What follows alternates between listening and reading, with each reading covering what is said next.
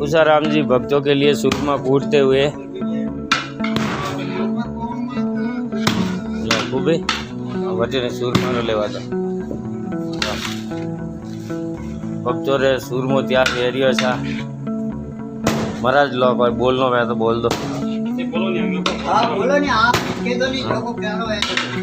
ये वेरियो साने हर साल मेरे आगन करो साने जीव करो तो मेरे करो चलो आप सूरमो पंचो ने ऊंचो करने बताओ वो भी हाथ बताओ ना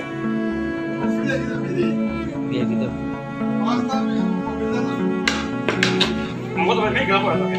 हाँ नहीं थोड़ा भक्तों मोटो थोड़ा मोटो सही जगह ने आप मैं घणो पावे वो एक व्यू व्यू का जो टॉप में खाली कर दो ना પછી ये दो ही पासा खोलो कर हाँ कोई भूपी कल नहीं मिला है मैं थोड़ा घणो वो आदमी मिलावो के वाह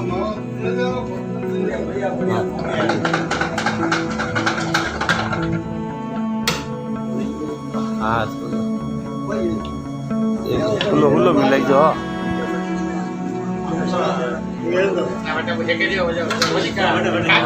हाँ बनो बनो हेके जनो लेना हूँ मैं हाँ